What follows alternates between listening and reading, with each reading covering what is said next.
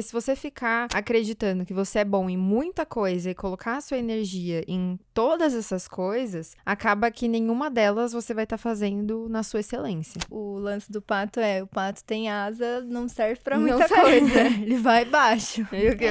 Nada, mas não é tão bem também. Ou seja, nada que ele faz é muito bom. Você aí em casa agora, vamos num desafio. Casa, no trabalho, sei lá onde você tá me assistindo, não é você. No trânsito. No currículo, existia uma frase que todo mundo colocava, que é exatamente o que se transformou nessa versão nova das perguntas, que é: meu objetivo é contribuir com o crescimento da empresa enquanto cresço também na minha carreira. Não diz porra nenhuma. Muito bom dia, boa tarde, boa noite, o horário que você estiver assistindo este vídeo.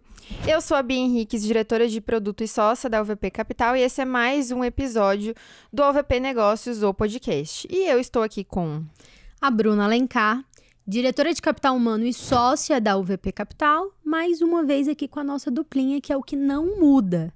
E hoje a gente tá aqui para falar com a Emily, e em vez de a gente tentar traduzir tudo que ela é, a gente vai deixar ela mesma se apresentar. Conta pra gente.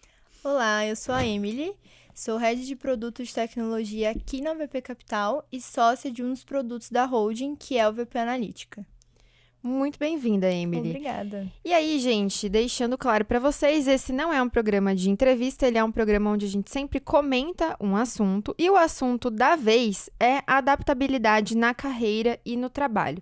E por que a gente trouxe a Emily aqui junto com a gente? Bom, eu e a Bruna, a gente já comentou em alguns episódios, mas se você ainda não assistiu, a gente passou por várias áreas das empresas que a gente já atuou, principalmente a UVP, a gente vai falar um pouquinho mais sobre isso, e a Emily também. Para vocês terem uma ideia, hoje ela comentou, né? Ela é head e sócia da Analítica.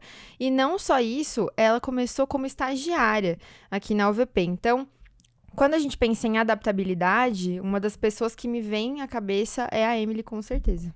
Como que você considera, Emily, pra gente já abrir com chave de Começar. ouro? Como que você considera a sua evolução de carreira, assim, né? Você acha que é um caminho padrão que as pessoas estão passando? Tem muito a ver com a sua personalidade, com os seus talentos? Ou não? Me conta um pouco de como que você percebe essa carreira e a necessidade de se adaptar. Isso é seu? É da geração? Então, eu não acho que seja da geração. Acho que a gente tem até alguns exemplos aqui na empresa mesmo, de pessoas que estão mais seguindo uma escadinha de forma mais gradual. Mas eu acho que isso é sim um talento natural e que quem tem é mais fácil de fazer e se adaptar em lugares diferentes. Mas eu acho que é algo que também dá para desenvolver. Então, acho que mistura um pouco de quem consegue se adaptar de forma mais fácil, conseguir fazer isso mais fácil, que é uma coisa que eu tenho. E também um esforço para isso. Então, acho que você conseguir fazer uma leitura do mercado, mesmo jovem, mesmo no começo de carreira, para entender onde você quer chegar e entender onde você precisa se encaixar para moldar o seu eu profissional. Acho que uma coisa que é interessante é que quando a gente pensa no mercado, vão ter diferentes visões e vertentes sobre o quanto a gente deve se profissionalizar num sentido de eu devo me especializar e me tornar um especialista em alguma coisa, ou eu devo ser mais generalista e abarcar diferentes coisas. E hoje eu fico pensando, né, quando a pessoa se especializa muito, o mercado ele tá mudando tão rápido que se a pessoa não tiver essa capacidade de adaptação que a Emily comentou, ela pode acabar ficando atrasada muito rápido, porque ela acha que ela sabe tudo sobre aquela área que ela domina, e aí ela não necessariamente procura as outras tendências de mercado, e aí ela estagna, né? Como que você enxerga esse tema, Bruno? Eu queria comentar que a ultra especialidade, ela é uma coisa que a gente consegue ver de maneira muito clara nas carreiras da saúde, né? Principalmente na área médica. Então, antigamente a gente tinha o médico da família, o médico clínico, e hoje em dia a gente tem um médico que é especialista no dedinho da mão direita, que tem uma lesão específica. Então, eles vão se tornando ultra especialistas. E aí cai muito nesse lugar do obsoleto, né? Assim, porque aí de repente, cria-se uma solução para aquele problema específico, e aí todo aquele conhecimento acumulado numa ultra especialização cai por terra e a gente acaba que, para se tornar ultra especialista em algo, a gente vai esquecendo de estudar outras coisas. Inclusive, mais uma polêmica, né? Todo episódio a gente eu traz uma falo polêmica. uma polêmica aqui, mas tem uma máxima que tá ficando cada vez mais conhecida, de que médicos são burros.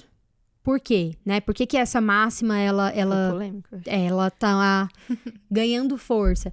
Porque na verdade não é uma burrice, mas é essa coisa da ultra especialização. Eles passam tanto tempo estudando medicina e focado em desenvolver as habilidades necessárias ali, tanto as hards quanto as soft skills necessárias, com o internato. É uma das formações mais longas que existem, né? Sim. Porque eles fazem a graduação, depois tem internato. Residência. E aí, enfim. Então é muito longo e eles passam muito tempo imerso naquele conteúdo específico, que é um conteúdo muito desafiador, né? De uma responsabilidade muito séria, que eles acabam ignorando assuntos de conhecimento geral. Então, às vezes, não entendem nada de economia, não entendem nada de política, às vezes não sabem muito bem o que está acontecendo de conhecimento geral no mundo. E aí, criou-se essa polêmica de do médico ser um profissional meio burro, porque ele se ultra especializou, né? Mas uma coisa que entra nisso e que eu li muito na entrelinha do que você falou existe uma necessidade de conseguir ler cenários, né? Sim. Porque se não ler cenário, não tem como se adaptar e não tem como você ter também um pouco dessa clareza que você falou de, tipo, pra onde você quer chegar. Exato. E uma coisa até sobre médicos também, que você comentou, eu não vou lembrar a porcentagem exata, mas a maioria dos médicos se endividam de forma mais fácil, muito por conta disso. A educação financeira é deixada de lado, porque eles precisam ficar 24/7 pensando, respirando medicina, e o básico, como organizar suas próprias finanças, eles vão deixando de lado. É verdade, Então, a gente é muito complicado. Na consultoria, a gente tem vários médicos que poderiam ter juntado uma quantidade de patrimônio muito maior e que pelo pouco conhecimento da área, eles acabaram gastando mais ao invés de poupar e investir, né? E é uma carreira de sucesso, assim. Essa máxima da burrice na medicina, assim, né, de conhecimentos gerais, ela é uma profissão que leva-se muito tempo para formar, e aí você ganha muito dinheiro. E aí eles gastam de maneira eficiente, e no momento em que eles fazem essa virada de chave de começar a se aproximar de outros temas, assim como educação financeira e tudo mais, eles conseguem alavancar o patrimônio de uma maneira relevante, porque eles têm uma entrada de renda muito relevante, né? Inclusive, a gente tem uma grande porcentagem de alunos que são médicos, inclusive. Beijo, amo vocês. Vocês são a porção da medicina que tá fazendo a diferença em conhecimentos gerais, viu? E acho que é uma máxima que vale para todas as profissões, né? Qualquer pessoa que se colocar numa caixinha, ela vai ter essa dificuldade na vida profissional, na vida pessoal dela. Então, ela foca muito em uma coisa, às vezes ela esquece que muitos adultos, né, esquecem que eles têm que continuar estudando. Eles falam, não, acabei a escola, acabei a faculdade, eu não tenho mais que continuar estudando, e isso é chave fundamental para que a leitura de cenários, né, ela funcione, ela seja feita da maneira correta. Você precisa ter um embasamento muito maior. Eu queria fazer uma pergunta para vocês duas, que é assim, uma tá ainda concluindo ali sua graduação e trabalhando numa coisa relacionada à graduação. Sim. E a outra fez uma graduação e não trabalha necessariamente numa coisa relacionada. Quando a gente pensa em adaptabilidade, a gente pensa em objetivo, e assim, vocês duas são pessoas que se adaptaram ao longo da carreira. Existe uma definição do eu quero ser isto, no sentido profissional, tipo, é esta figura profissional que eu quero ser, é esta carreira, é essa formação que eu quero fazer, ou existe uma ideia de quem você quer ser de maneira integral, tipo, olha, eu quero ter posses, eu quero ter tal tipo de poder, eu quero ter... É uma coisa meio ampla que permite adaptação, ou para vocês foi uma coisa específica, assim? O que vocês me contem um pouco da visão das duas? Deixa eu me responder. Então, pra mim, eu nunca tive um visual, assim, uma figura da minha formação. Até porque eu faço economia e eu sou economista daqui 2 meses. Então, eu nunca pensei que eu estaria de roupa formal, terninho, trabalhando, por exemplo, no governo, ou fazendo consultoria empresarial. Nunca pensei nisso. O que me fez, inclusive, começar a faculdade de economia foi muito por conta dessa gama ampla de possibilidades. Então, eu queria muito fazer faculdade fora, no ensino médio. E aí, eu procurei a área de business por conta disso. Eu queria me formar em business para depois ir desencadeando para pós e tal, e outros temas. Exatamente por isso de ser amplo e de não ter uma figura, um estereótipo, sabe? Acho que esse é o principal. Até você falou da medicina, a medicina não tem pra onde você fugir, é um estereótipo. Você vai usar jaleco, poucas especializações da medicina não vai ter isso, né? Mas, sei lá, 90% sim. E aí eu queria muito algo que eu não ficasse presa num nicho ou numa caixinha. Então, por exemplo, contabilidade, não tem muito pra onde você fugir. Então, administração e economia, elas são mais conhecidas são disciplinas conhecidas por te dar um leque, sabe? Então, para mim, foi justamente enxergar o que eu queria, que era ter dinheiro, ter posses, ter um patrimônio relevante, conseguir viajar e pensar, tá, agora o que eu posso fazer para ganhar essa Pra possibilidade? chegar nesse lugar. Mas que tem a ver com o meu perfil. Então, eu poderia ter feito medicina, que também ganha dinheiro, sim, mas não tinha a ver com o meu perfil. Poderia ter, sei lá, aprendido a desenvolver, programar, sim, mas não tinha a ver com o meu perfil. Então, eu tentei me entender, acho que faz um pouco parte de autoconhecimento também, essa escolha e a linha profissional. O básico, né? Porque no ensino médio a gente não se entende muito. E achar alguma coisa que me desse um leque. Porque até é uma problemática que muita gente comenta de que é muito louco pessoas terem que escolher o que elas vão fazer pro resto da vida com Tão 17, cedo, né? 18 anos. E é justamente aí que vem a parada de escolher coisas que vão te dar um leque, que vão te dar mais possibilidades. Então, muita gente pensa no mestrado, pós-graduação. Vou fazer administração e depois eu faço uma pós. É um caminho. Então, acho que quem começa a pensar assim já desde mais novo vai conseguir chegar em lugares de forma mais facilitada, sabe? Entendi. É engraçado que eu sou formada em jornalismo, né? Não tem absolutamente nada a ver, tô trabalhando no mercado financeiro. Mas acho que uma das coisas que a gente pode, inclusive, comentar mais depois é que quando a gente fala de carreira, por mais que a gente tenha saído de um ponto A e a gente tá já no ponto X, nem o B. Toda a bagagem que a gente vai acumulando ao longo do tempo, ela vai construindo quem a gente é, como que a gente atua, a nossa história dentro das empresas que a gente passa, né? Então, eu, por exemplo, né, jornalismo, querendo ou não, ele abarca a comunicação social. Quando eu penso em comunicação social, a minha atuação hoje como produto é fundamental eu entender as relações humanas, como me comunicar com os clientes. E isso foi me levando para as áreas que eu fui atuando ao longo do tempo, que foram de atendimento, de vendas, de experiência do cliente. Então, cada uma dessas coisas, elas foram se agregando ao conhecimento prévio que eu tinha da faculdade de jornalismo, né? Porque a gente vai estudar, por exemplo, eu estudo a parte de simbologia. Quando eu penso em produto, eu penso em branding. Aí eu tenho que entender como é que eu vou construir as marcas, o que o cliente vai valorizar mais ou não. Então, cada uma dessas coisinhas, elas foram sendo importantes para esse processo de adaptabilidade. E eu vi que você comentou no LinkedIn que o seu TCC foi relacionado à comunidade, né? Foi, e exatamente. É algo que ajuda muito na UVP como um todo. Perfeito. O meu TCC, ele foi estudando como que comunidades de fãs, elas têm a capacidade de movimentar grandes negócios, né? E hoje, quando a gente pensa na UVP, a gente tem uma comunidade infinita de sardinhas, de investidores. E isso, para mim, né, pegando o conhecimento de jornalismo e do meu TCC, é fundamental para eu conseguir estudar a nossa comunidade de uma maneira até um pouco mais acadêmica, para trazer um olhar mais consolidado, mais sólido.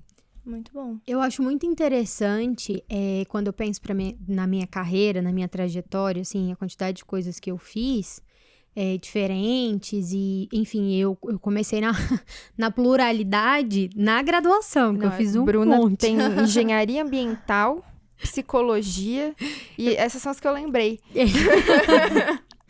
Então, eu estudei um monte de coisas ali e tal. Inclusive, a minha consultora de LinkedIn tava falando pra mim que ela vai fazer um limpa no meu LinkedIn, porque ela falou, você não precisa contar pras pessoas que você estudou esse tanto de coisa. Vamos pôr só o essencial.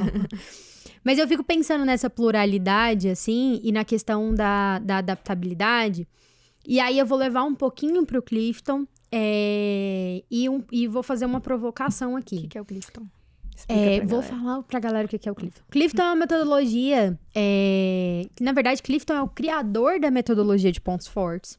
Tem um instituto que chama Gallup, e ele direciona a maior parte dos estudos dentro do universo de trabalho, assim, existe essa pesquisa em específico de pontos fortes, ela é existente há mais de 80 anos, a gente tem um banco de dados de mais de 80 anos, que categoriza ali os talentos que as pessoas têm natural, e hoje o tema que a gente está falando, adaptabilidade, é um tema do Clifton, e que mostra quantas pessoas conseguem naturalmente se movimentar com um tipo de comportamento que favorece ou desfavorece uma ascensão na carreira ou um tipo de atividade que ela precisa de fazer no dia a dia. Voltando, né, pro que eu tava falando, eu vou correlacionar isso com o tema de adaptabilidade do Clifton e vou fazer uma pergunta. Vocês consideram que ser multipotencial, porque assim, eu olhando nessa mesa, todos nós somos multipotencial, é um desafio ou é uma vantagem? Assim, de bate-pronto. Nossa, eu tenho uma polêmica. Porque existe aí um negócio, uma empresa que fala, seja um pato. E aí o pato, ele não nada bem, ele não voa bem, ele não faz nada bem. Então, apesar da gente ter falado, né, de não necessariamente ser especialista, você tem que ter clareza, ao meu ver, né, a Emília vai falar o ponto de vista dela, mas você tem que ter clareza do que você é bom. E focar naquilo que você é bom. Porque se você ficar acreditando que você é bom em muita coisa e colocar a sua energia em todas essas coisas, acaba que nenhuma delas você vai estar fazendo na sua excelência. É igual o lance do pato, o pato tem asa, não serve pra muita coisa. Ele vai baixo. Nada, mas não é tão bem também. E andar também, ou seja, nada que ele faz é muito bom. Então, vocês acham que pode ser muito, às vezes, uma dificuldade, um desafio? Eu acho que é um desafio. Eu penso que, nesse aspecto, a limitação criativa ela é fundamental. Sim. Porque, assim, pensando na minha carreira, vou falar da minha última formação, psicologia. Eu tenho 4 especializações. E muito porque eu gosto de estudar e porque uma vai se relacionando com a outra, tá? E, assim, eu vou pegando áreas e dominando elas. Mas se você me perguntar se eu seria uma boa psicóloga clínica, sim. Você seria uma psicóloga forense? Seria. Você seria uma psicóloga comportamental? Seria. Você seria uma psicóloga do trabalho? Sim. Eu tenho certeza que de todas as áreas possíveis da psicologia, eu me daria mal em, sei lá, 30%, 40%. Mas em 60%, eu sei que eu me daria bem, assim. E aí, isso, por muitas vezes, povoou ali a minha cabeça no sentido de, será que eu me desenvolvo mais pra essa área? Será que eu me desenvolvo mais pra aquela? E aí eu fui pegando coisas que faziam sentido pro meu contexto, pro futuro que eu queria construir e fui desenvolvendo em cima disso. Mas aí fica, a gente é, como multipotencial, adaptável ou a gente é inconstante? É uma boa pergunta. O que você acha? Acho que é uma corda bamba. Eu queria que você contasse comenta nos comentários se a gente é adaptável ou inconstante. E eu queria que vocês comentassem pra mim. Vocês acham que está no lugar da inconstância? Eu acho que é uma corda bamba. Que se você não tiver, voltando ao que a gente falou, objetivos claros do que você quer, você pode cair em vários poços, assim, que você talvez não consiga se retirar. Então, por exemplo, na área de tecnologia, tem muita gente que se forma em tecnologia e tem matérias voltadas para hardware e redes, por exemplo. Você vai se especializar nisso, mesmo você tendo ali uma gama de disciplinas que poderiam te levar para objetivos melhores. Melhores não, objetivos mais claros. Então, por exemplo, você vai se especializar em redes ou você vai especializar em programação. Então, voltando à análise de mercado. Então, se eu quero ter dinheiro, ter uma casa, viajar, o que vai me dar dinheiro e vai me dar ali um pontapé inicial mais rápido? Então, eu acho que sempre volta pra isso, assim, sabe? Então, é uma corda bamba que você pode ou ir muito bem ou ir muito mal. Pode ser, até no Clifton tem a parte de varanda e porão de cada talento. Exato, esse era o gancho que eu tinha feito com o Clifton. E aí, eu queria que vocês me contassem o seguinte. A gente tem um monte de pessoas na empresa que passaram por transição de carreira. Toda vez que se fala de transição de carreira, você aí em casa agora, vamos num desafio. Casa, no trabalho, sei lá onde você tá me assistindo, não é você. No trânsito. Se você fechar os olhos agora e imaginar um profissional que tá passando por transição de carreira, como que ele é? Quantos anos essa pessoa tem? Geralmente a gente pensa em transição de carreira com o avançar dos anos, né? Sim. A ideia que vem na nossa cabeça é alguém que tá ali já na casa dos 40... Sim. E tudo mais, e tá fazendo uma transição entre uma área para outra. Alguém que testou bem uma área para ter certeza que quer mudar, né? E não necessariamente é isso, né? Assim, existe uma questão que eu vou usar o universo da tecnologia, que é um universo que você tem bastante afinidade, IA. IA é o tema do momento. Então, todo mundo que tá formando IA vai focar em estudar IA. Isso é uma movimentação estratégica ou isso é desespero? É seguir ali a onda, né? E eu fico pensando que tem que ser muito estratégico, assim. Porque a gente vai fazendo transições e, às vezes, dentro da própria área, como a gente falou, existe uma multipotencialidade que a gente, às vezes, usa uma ferramenta de um lugar que a gente faz transferência de domínio para outro. Mas como que a gente se organiza para não seguir a onda num movimento de desespero? Como que a gente avalia o mercado para ser estratégico, para fazer uma movimentação que faz sentido para a construção da nossa carreira? Qual que é a dica, assim? Eu queria até puxar um gancho que você falou, assim, a pessoa, ela vai parecer desesperada, será? Eu tô até com um dado aqui que é muito interessante, que é que o tempo médio de permanência numa função, ele era uma média de 4,4 anos, e aí agora ele tá menos de 3. Quando a gente olha para esse número, ele é um número longo, pensando na agilidade que a gente tem, principalmente aqui na empresa, Sim. né? De, em um ano eu estou em um cargo e outro ano eu estou em outro cargo. E a gente até comentou no episódio de Geração Z sobre a ansiedade de querer mudar de cargo, ser promovido, passar de função, trocar de função. Então, acho que essa dica, né, que a Bruna pediu se você está em um momento de transição de carreira, entender qual que é o seu contexto e ver se faz sentido para sua carreira naquele momento ou não. Porque, às vezes, você pode meter os pés pelas mãos pela ansiedade de querer ir para um lugar que não necessariamente vai ser aquele lugar que você quer, né? Então, Sim. no meu time, por exemplo, a Emily pode comentar depois, no meu time, eu trabalhei muito tempo com a Rafa. Rafa, beijo. A Rafa, ela começou como redatora do portal, escrevendo para um dos nossos produtos. Depois, ela migrou para a área de produto. E no tempo todo que ela ficou trabalhando com produto, ela me dizia que ela tinha vontade de trabalhar com tecnologia. E aí, a gente, aqui na empresa, a gente olha para a carreira das nossas pessoas, sempre pensando de fato em qual que é o objetivo final dela. Então, ela tinha aquele interesse, eu pensei, bom, Rafa, a gente vai atuando com produto, misturando um pouquinho de tecnologia nesse meio do caminho, até a gente chegar no momento em que eu vou falar para você, olha, acho que esse é um bom momento para você ir para a tecnologia, ou você me dizer, Bia, me sinto pronta para a transição. E o tempo todo a gente manteve também comunicação com o Alif, que lidera a área, para ele também estar preparado para receber uma profissional em transição, porque ela vai ter que aprender coisas que não são do dia a dia dela, né? Então, o profissional da transição de carreira, ele não pode ter também o medo de errar, o medo de parecer que ele não sabe, porque ele Não dá pra ter ele tem muito que aprender, ego, né? Ele tem que aprender. Sim. Nossa, excelente ponto.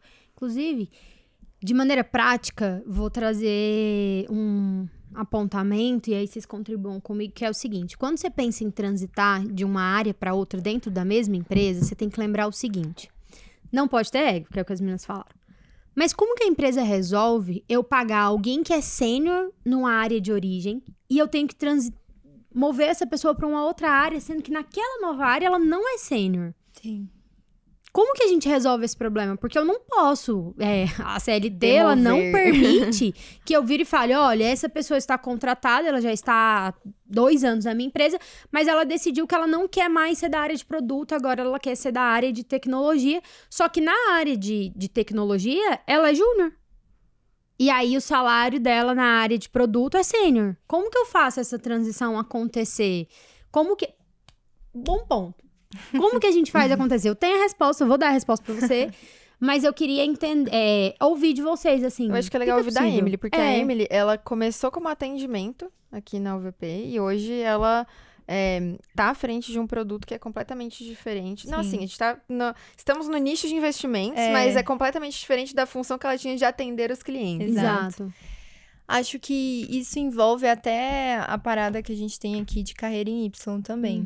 Então, a resposta acredito que vai ser parecida, de achei que era para ser gestor, mas não curti a liderança, ou vice-versa. Achei que eu ia me especializar em alguma coisa, mas queria ser gestor. Acho que o principal é explicar para a pessoa, né, o que aconteceu comigo, que essa transição ia acontecer e que ela ia ter que colocar a ansiedade dela de lado. Então, por exemplo, comigo, eu entrei como estagiária de atendimento e depois fiquei ali na área de CS e CX de um produto específico que a gente tinha, que era bastante interligado com a minha formação, então eu tinha muito contato com o investimento e comecei a ir para outra área mais de tecnologia, que nem a Bia falou. Porque eu criei um novo produto e aí eu tive que gerenciar ele. E aí, o que aconteceu, assim, de fato? O meu gestor me falou, olha, você não pode deixar isso aqui até você realmente colocar alguém no seu lugar e estar pronta para o próximo passo. Então, eu criei um produto, ele já estava rolando, mas eu não era expert naquilo, eu não era boa naquilo ainda. Então, eu fiquei, acredito que quase 1 ano mantendo as duas coisas, e aí vai realmente do esforço que a pessoa que quer fazer uma transição de carreira quer. Porque você precisa...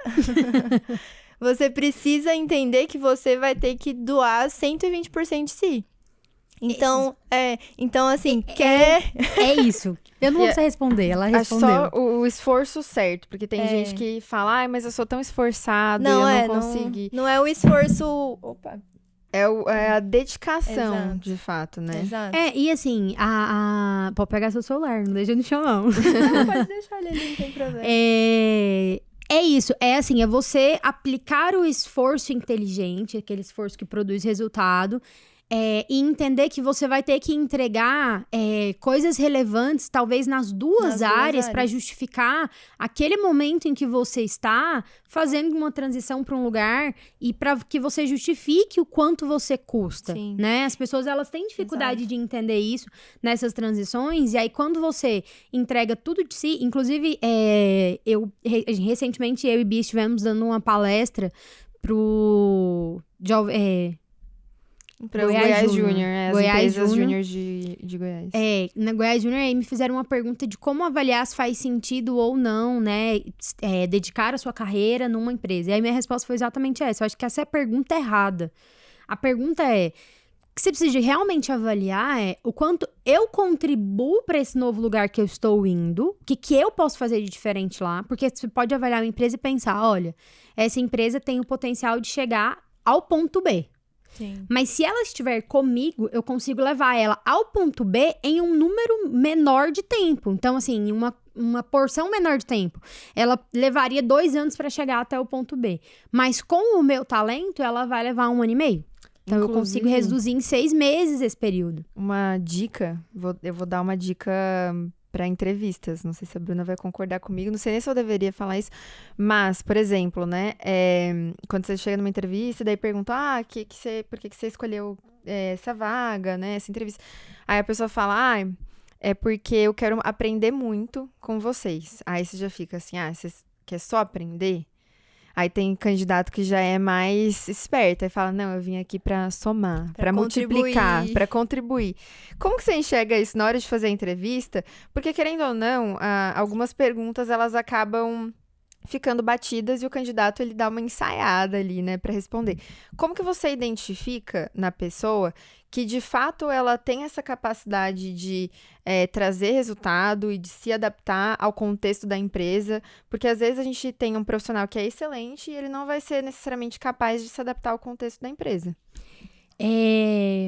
Primeiro, eu aqui no auge dos meus 30 anos, né, agora a música do Sérgio Reis, ela é pra mim... já tem alguns anos, né, e muitos, que eu trabalho com RH. E aí, vocês não, né, devem se lembrar, mas no currículo Vitae, existia uma frase que todo mundo colocava, que é exatamente o que se transformou nessa versão nova das perguntas, que a gente escrevia o objetivo no currículo e aí as pessoas colocavam assim: meu objetivo é contribuir com o crescimento da empresa enquanto cresço também na minha carreira. É basicamente isso, né? Então as pessoas hoje elas falam: não, eu quero aprender, mas também contribuir com os objetivos da empresa, avançar e parará. E é um clássico que não diz porra nenhuma. Não diz nada, assim.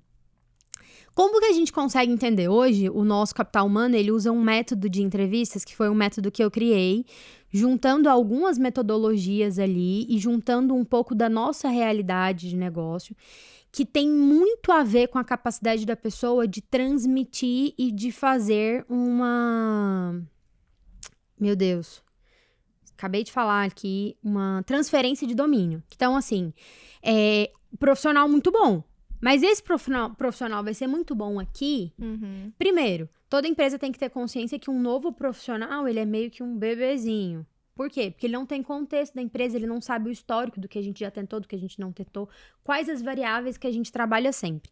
Então, a gente tem que contratar um profissional que ele traga a técnica, mas que ele venha com um comportamento que esteja muito alinhado e sempre entender qual que é a realidade de resultado daquele cara. Nossa, assim, você falou uma coisa que me lembrou um aprendizado que eu tive no começo desse ano.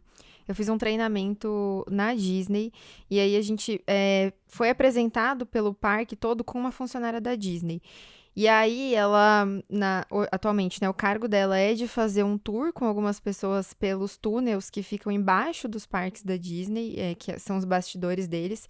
E aí ela falou uma coisa que é exatamente o que você disse. Ela falou o seguinte: quando eu comecei na Disney, eu entrei na parte de bombeira.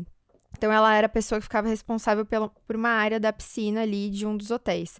E aí, ela falou assim, eu primeiro tive que aprender o que era ser uma bombeira, uma salva-vidas, para depois eu aprender o que é ser uma bombeira e uma salva-vidas para Disney. É exatamente isso. Então, eu preciso de entender a capacidade de produção de resultados daquela pessoa e entender a capacidade de adaptar essa habilidade ao nosso universo do trabalho. Acho que é muito sobre você se entender como uma ferramenta mesmo, né? Perfeito. Então, por exemplo, acho que em entrevista, eu não fiz tantas entrevistas ainda como líder, mas as que eu fiz, eu consegui perceber, assim, de uma forma clara, se a pessoa entendia que ela ia ser realmente uma engrenagem do todo. Então, não que ela não vá ser uma baita profissional dentro da empresa, mas ainda assim, nós três aqui somos engrenagens que, claro, tem gente que é uma engrenagem maior, que se remover vai dar mais merda, mas ainda assim a gente é uma ferramenta para ter o objetivo de... Todo mundo tem uma funcionalidade específica, né? Para ter o objetivo de gerar receita, de retenção, tem vários tipos de métricas, mas acho que esse é o principal, a pessoa se vê como algo que pode ser substituível, mas ela vai fazer com que não seja. Então, se tornar insubstituível uma ferramenta, então, por exemplo, uma furadeira. Hoje, poucas pessoas vivem sem uma furadeira e quer usar o martelo. O martelo vai ser mais difícil. Então, se tornar uma furadeira num ambiente que você vai ser insubstituível, mas você ainda é uma ferramenta, sabe? Eu queria tirar uma onda aqui com você, Bia, que é o seguinte. Em São Paulo, quando a gente vai Ai, ai. conhecer pessoas... Ela já veio na Eu defensiva, sou ela. paulista, gente. Como a gente vai conhecer as pessoas, é sempre... É claro que a gente abre o podcast falando quem nós somos e a cadeira que a gente ocupa. Mas aqui a gente não tem... Em Goiás, a gente não tem esse hábito de falar... Ai, meu nome é Bruna e eu trabalho com tal coisa em tal lugar. E São Paulo é muito forte isso, assim, A né? gente já chega falando, você faz o quê da vida? Trabalha com o quê? Isso, é a quase primeira coisa. É quase uma coroa do The Sims, assim. Isso, você ganha um exato. badge ali, advogado. Exato. E aí, a graça que eu queria tirar eu percebo que as pessoas que têm a capacidade de adaptação, elas não falam a cadeira que elas estão. Elas não falam mas eu sou, elas falam eu estou. não é nem isso, que isso é meio que um recursozinho, jogo de um joguinho de palavras. palavra. Mas elas têm muita clareza dos problemas que elas resolvem. Então, por exemplo, eu sou boa em resolver problema. Então, independente da cadeira que você me colocar, eu vou resolver problema. Eu sou boa em antecipar os problemas. Então, independente da área que você me colocar, eu vou conseguir fazer isso. Então, elas sabem no que elas são boas. E aí, elas não têm muito o medo de trocar de lugar, de sentar numa nova cadeira, de assumir uma nova área. Por quê? Porque elas vão usar tudo que elas têm de recurso para mapear e atuar ali naquela área. Mas todo mundo deveria fazer uma transição de carreira? Acho que não. Acho que vai da pessoa mesmo, né? Vai sobre satisfação e ainda entra você entender o quão bom você está sendo naquilo. Então, às vezes você vai estar satisfeito. Então, por exemplo, faço bolo, adoro essa vida de fazer bolo. Eu, por exemplo, já tive uma doceria delivery, eu adorava fazer brownie, cookie. Era incrível, mas aquilo era o melhor que eu podia fazer pro mundo e pros meus objetivos. Então, o meu objetivo é ter dinheiro, viajar o mundo. Desse jeito, eu ia conseguir chegar naquele lugar em quanto tempo? Então, se você virasse a Mariana Perdomo. Então, teria que ser uma escala muito grande. Então, acho que vai sobre satisfação e entender o quanto você está sendo útil. Para entender se você precisa fazer uma transição de carreira. Então, por exemplo, você é psicóloga. Você diz que atuaria muito bem sendo psicóloga, mas acredito que você entendeu que você consegue impactar muito mais coisas sendo diretora de capital humano. Exatamente. Então, eu acho que é sobre isso. Eu queria comentar uma coisa pra gente ir encaminhando pro bloco do fim, que existem dois conceitos que são o mundo VUCA e o mundo Bunny. O mundo VUCA, ele tem... Tô com colinha. Ele tem ali 3 características que ele é volátil, ele é incerto, ele é complexo e ele é ambíguo. Esse mundo VUCA, ele existiu de 1980 até os anos de 2020. Então, é um recorte de como o mundo era. Palavras que faziam uma descrição de como o mundo era. Pós-pandemia ali, a gente entra no mundo Bunny, que ele é frágil, ansioso, não linear e incompreensível. Ele dá uma evoluída. Isso fala muito sobre como a gente se relaciona com o mundo e com a evolução. Então, por exemplo, a coisa da não linearidade é muito interessante pra gente hoje, quando a gente pensa em inteligência artificial, Sim. quando a gente pensa em carreira, porque as carreiras, elas antes elas exigiam uma espécie de estabilidade muito longa e linear, assim. 10 anos de carreira. 10 anos, 15 anos de carreira e você tinha ali essas construções e tudo mais. E o impacto também das revoluções que a gente conseguia causar nos negócios eram muito, muito lineares. Então, a gente colocava uma coisa em produção, tinha que ter um tempo muito longo de observação da reação do usuário àquilo pra gente compreender se era esse o caminho ou não. E hoje não, a gente tem uma não linearidade, que ela vem com as redes sociais, com a inteligência artificial. Existe uma não linearidade com a evolução das nossas carreiras também, porque tem momentos que a nossa carreira e a maneira como a gente está tratando o negócio e as nossas habilidades estão lá em cima e de repente a gente precisa ali de mudar e de aprender novas habilidades, né? Então, são novas skills que a gente precisa. Então, porque alguma coisa caiu em obsoleto ou algum sistema mostrou uma fragilidade muito grande que a gente precisa de substituir por outro. Como que vocês percebem que a gente precisa de desenvolver essa habilidade, assim, para poder performar melhor na carreira, independente do próximo passo que a gente vai dar, se é uma transição, se é uma continuação no que a gente já está construindo. Essa não linearidade, ela existe um jeito de lidar com ela? Então, eu acho que eu já li sobre esses dois mundos, assim. Acho que é muito engessado, assim, porque isso sempre aconteceu, sabe? Então, muita gente fala da IA, o que vai acontecer? Vai matar um monte de emprego, meu Deus, não sei o quê. Mas o mundo sempre teve que se adaptar. Então, por exemplo, a Revolução Industrial é o básico disso. Antes, todo mundo tinha uma linha de produção, tinha alguém para embalar, alguém para amarrar, alguém para fazer isso. Do nada vieram as máquinas. Óbvio que não foi do nada. Acho que a diferença principal sempre aconteceu, mas agora é de forma mais rápida. Então, por exemplo, pode demorar 1 semana para surgir uma nova IA que faz textos muito melhores, ou que tem um avatar que pode falar por você. Então, acho que a diferença é que agora é mais ágil essa mudança, mas ela sempre rolou, sabe? Sempre aconteceu, assim, desde que a gente da era pré-histórica, sabe? O objeto, né, o recorte a ser observado é que, assim, geralmente o adulto, em fase de produtividade, ele passava por uma revolução. Sim. A gente tá passando por várias. E aí, quando a gente acha que começou a entender a próxima onda, já tem 2 à frente e a gente precisa de se adaptar de maneira muito ágil, assim, e sem surtar, né? Porque Sim. surtar é uma possibilidade também. Acho que uma palavra que resume esse bloco final é o Zeitgeist, que a gente ouviu muito ao longo desses últimos anos com o Paulo, principalmente que trabalhava com a gente, que é: não necessariamente você tem que dominar todas as ferramentas e as novas coisas que aparecem, mas o Zeitgeist, ele é sobre o espírito do tempo. Então, estamos aqui numa era 100% tecnológica. Você vai ter que se adaptar de diferentes maneiras, usando as ferramentas que você for conseguindo e que forem fazendo sentido para a sua realidade, para a sua rotina. Então, também a pessoa não pode ter essa ansiedade de: meu emprego vai sumir, vai aparecer uma IA que vai dominar o meu mercado, né? Acho que ela entender qual que é o espírito do tempo, o que está acontecendo, e acompanhar. Vai acompanhando. E usar aquilo a seu favor, igual advogado. Gente, as IAs não vão substituir os advogados, porque precisa de um raciocínio humano que as pessoas se formaram para aquilo.